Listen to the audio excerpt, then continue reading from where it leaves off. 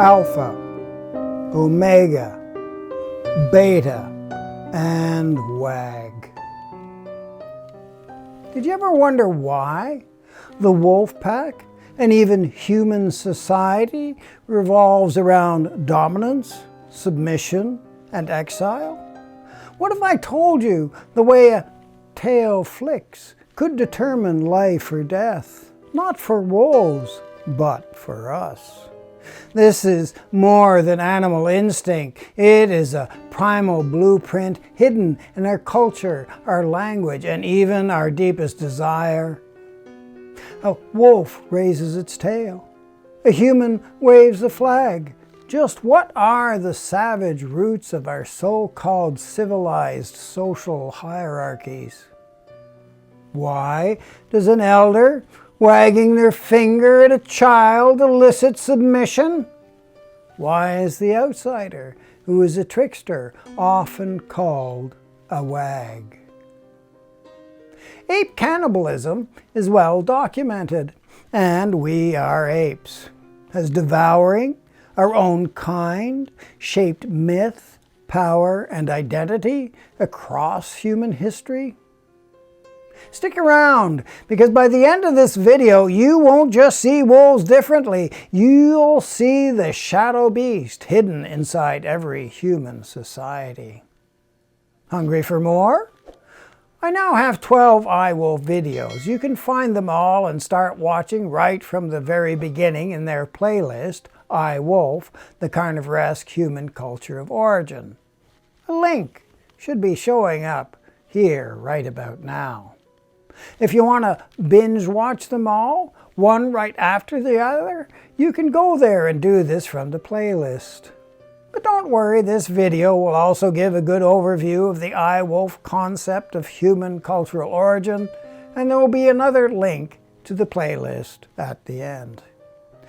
So let's carve up and ingest the concepts behind the Carnivoresque. But first, if you have already subscribed to my iWolf videos, you will have been watching for more of the Story of Gaw, who has been lurking on the margins of the pack territory he has been transgressing. It is the pack the wag Gaw is hoping to become the alpha of. So here is the next installment of the Story of Gaw before we sink our teeth into the meat of this video. Let me know in the comments if you're enjoying the Story of Gaw, and don't be afraid to like and subscribe. Olta had a choice to make. For weeks, Gaw had been calling to her. The voice of this moon howler was strong and clear. He was getting closer to the cave, too close. Tonight, when the moon was full again, the first howl shocked right up into the cave.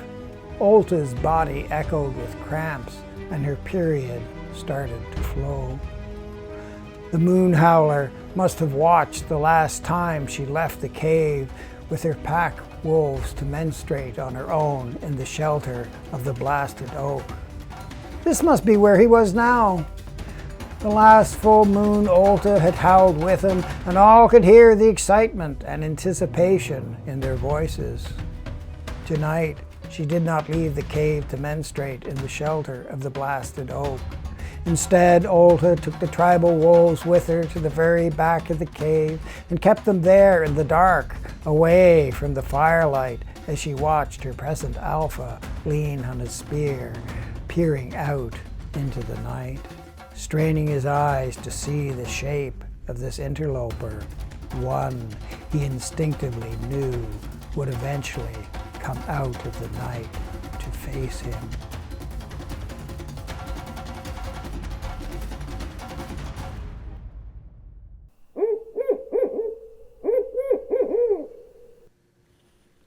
The Carnivoresque is a reminder that we are apes and that dogs are wolves. Human carnivoresque society is a postulated culture of origin based upon a hybrid pack of ape and wolf reaching back at least 40,000 years. An ancient cross-species cultural exchange that led to the first human thought of I, wolf, a totemic identification that invented the first metaphor, which then sparked the development of full-blown language, moving it beyond simple metonymic communication. It is posited that modern civilization evolved from I-wolf carnivoresque culture, and this is still mirrored in our behaviors up until this very day, and is reflected in the plot structures of our stories and the unconscious use of the canine as a cultural symbol. Yet, things are changing. The size of the wolf pack, like the early human tribe, is relatively small, and we have now become global. Soon, once machines begin to reproduce themselves, once again, we will be an ape in a cross-taxon relationship, but instead of being a wolf pack society, we will become an algorithmic hive, one that we will share with machine. Everything new is old again. In 40,000 years' time, perhaps machines will be keeping us as a pet, and they will have forgotten where they have culturally come from. Like the wolf pack, carnivoresque culture is based upon pair bonding, where a breeding pair is supported by the collective labor of submissive members of the pack. Other members of the pack also may be allowed to pair bond and reproduce in a large pack, but the offspring of a dominant pair will be favored by the group. The omega, the dominant female, chooses the den site. The alpha, the dominant male, marks and defends a territory around the den site. Together, the alpha and omega dominate the submissive betas. In carnivoresque culture, the symbolic equivalent of an erect tail signifies dominance. The symbolic equivalent of a tail between the legs signifies submissiveness. I am sure you will be able to think of modern examples of this, and while you are, why not give a thumbs up to this video? Or, if you feel you must, you can even give it a thumbs down. However, my response might be an erect finger. Just where do these archetypal human symbols come from? Yes, thumbs were used in Roman times in the Forum. Only these Romans also claimed their founder Romulus was raised by wolves. My carnivoresque theory of human cultural origin is nothing new. It is simply an enhancement of an obsolete theory of human cultural origin, now retrieved as I turn myth upon its head, placing it within the new context of scientific discourse and evolution. Everything new is old again. Human is simply a persona. The wolf is the archetypal shadow of origin.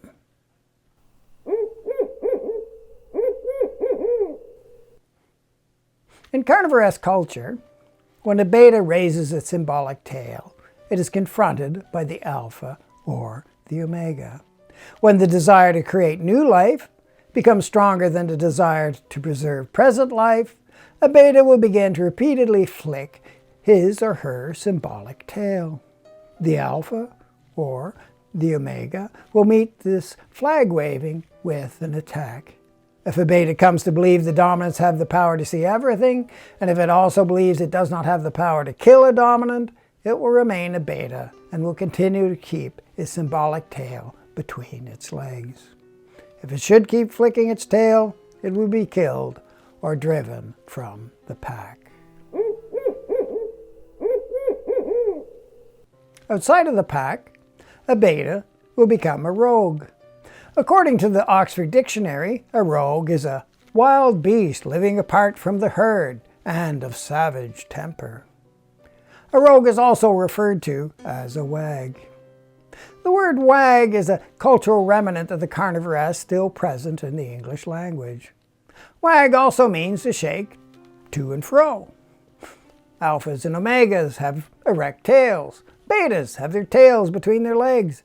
Betas that repeatedly wag their tail by lifting them in defiance of the social order are driven from the pack and live as outsiders. Even today, Prison is a form of exile that tends to house a higher percentage of those society is working to keep on the bottom of the hierarchy.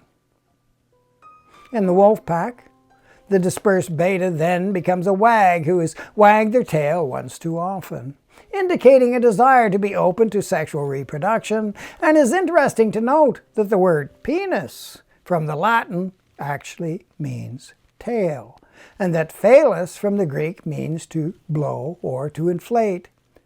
Today, a phallus has come to mean an inflated or erect penis that in a broader power context is also a symbolic representation of the erect tail of the dominant in the social order.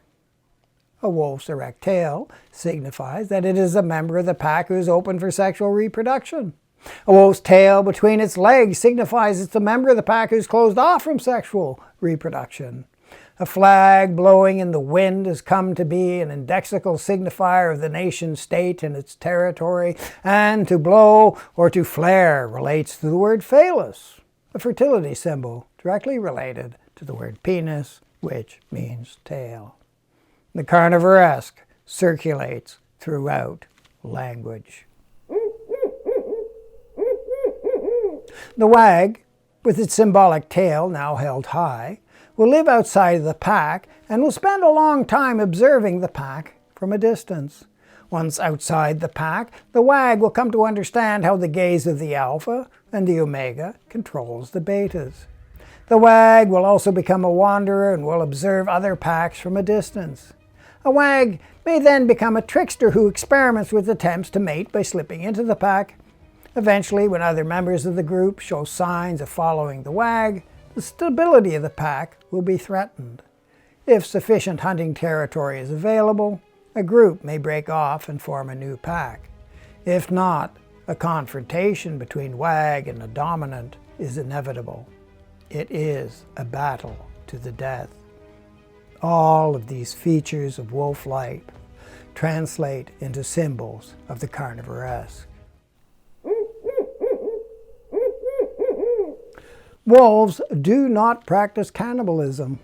Primates do. No doubt in our primitive past, the human pack would have watched while the victor devoured the body of the vanquished, or some special part of the body which was believed to house the mana of the individual, such as the liver or the heart. This made the alpha and omega seem immortal. The pack would watch this cannibal feast of reversals as the wag would then become the new alpha or omega. The material body and the mana of the old dominant would bit by bit vanish into the body of the new pack emperor. Any magical essence, such as the alpha's gaze, the ability to watch the betas no matter where they are, or the omega's fertility, the ability to supply new betas to the pack, would also be consumed and incorporated into the body of the wag, who incorporated the old dominant body and mana into its own. The wag and the old dominant would become one as the pack witnessed the ritual incorporation. The material that made up the old member of the breeding pair would still be leading the pack. The alpha is dead. Long live the alpha. The omega is dead. Long live the omega.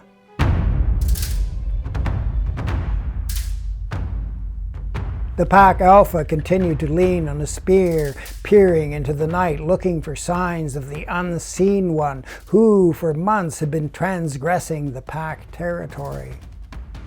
Next to the shaft of the spear, the alpha's left leg was visibly crooked.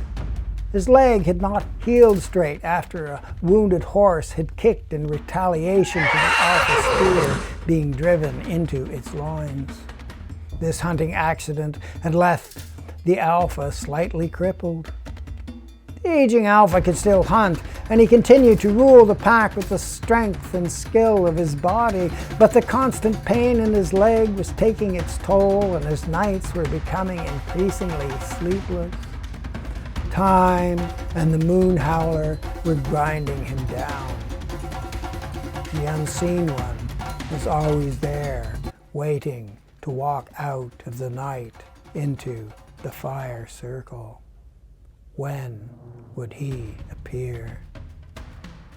The Alpha remembered when he was the wag who was waiting.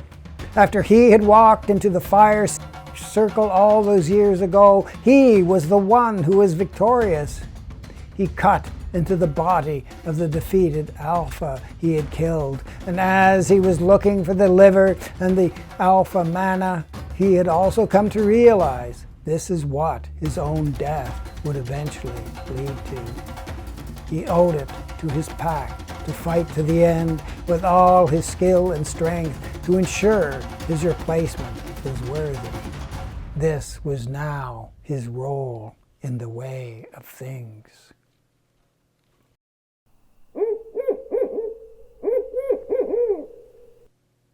Cannibalism and the role it plays in society is one important difference between the culture of the wolf pack and carnivoresque culture.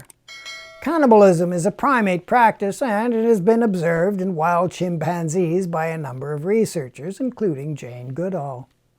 Wolves are not cannibalistic, even if man, who is cannibalistic, often associates rites of cannibalism with the wolf. As Peter Steinhardt puts it, when humans begin to fear their own predatory nature, wolves come in for much darker imagery. At the festival of the Lupercalia in Sabine cities, men dressed in wolf skins slaughtered goats and ran through the town beating whoever they met. Among the Greeks, there was a cult that imitated wolves and practiced ritual cannibalism. In Navajo society, witches were identified with wolves. Navajos believed in skinwalkers, men or women who dressed in wolfskins, climbed on top of a neighbor's hogan at night and dropped pollen or the ground-up bones of children down the smoke hole. It was said that they gathered in caves and sang songs backwards to create chaos out of order, and they ate the flesh of the dead and had intercourse with corpses. They broke the boundary between life and death, good and evil, community and selfishness. Here again, we see the primary conflict between community and selfishness working itself out, and in these cases it is directly connected to the wolf and the act of cannibalism. In fact, the word cannibal means canine head. Mario Calere, in his article from New Literary History, Cannibalism and Carnivalesque Incorporation as Utopia in the Early Image of America, traces the etymology of the term cannibal that replaced the older andriophagy or anthropophagy. His article examines the projection of European images upon the New World. One important projection is the notion of the benevolent nature which eagerly provides everything necessary for human life. By traveling to the New World, Europeans hoped to catch a glimpse of the Golden Age, that time of utopian beginning civilization sprang from. I agree with Calere that much of what the Europeans saw when they came to the New World was a projection, rather than an accurate account of what was actually before them. Ironically, what was projected by the collective unconscious of the explorer Columbus and then went on to capture the general imagination of the Europeans back home was the image of a primitive place where people had the heads of dogs and ate human flesh.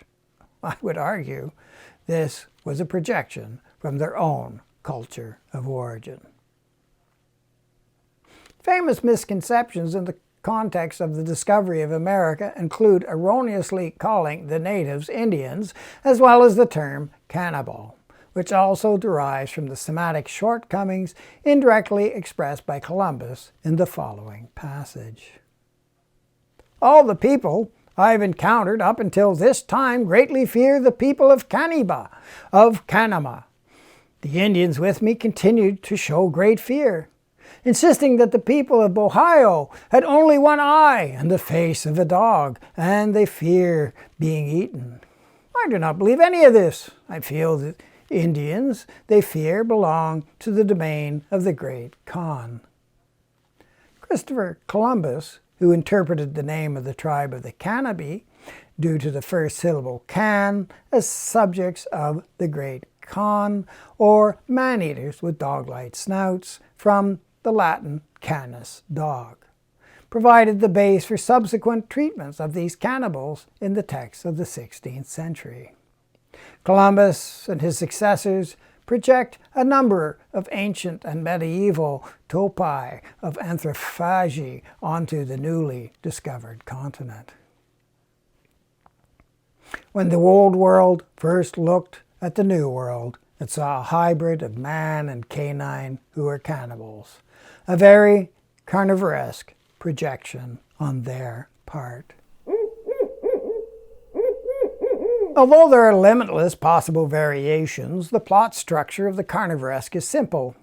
It is a master trope based upon the wolf pack model. The social group of the carnivoresque is controlled by the alpha and omega, and power is balanced between them.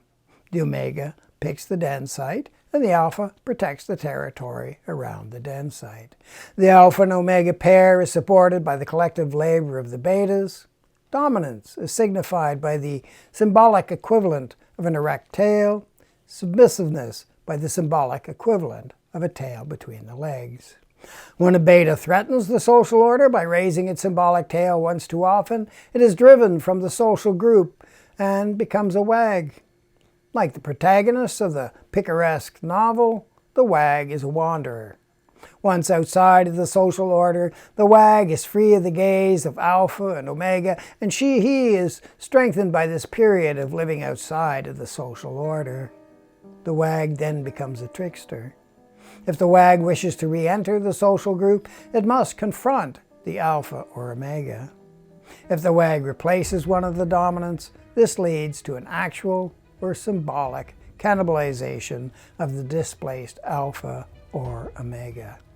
This, then, is the very basic plot structure of the carnivoresque. A beta, who is in a position of lack, is expelled from the social group. The beta becomes a wag. The wag eventually becomes an alpha or omega, or does not. Alpha, omega, beta, and wag. Again, the howl echoed up into the cave. Tonight it was too close to ignore. The alpha had watched Olta as she guided the tribal wolves back to the back of the cave. This action made it clear she would not interfere in the confrontation that was about to take place. She would mate with the victor after she helped feast on the vanquished.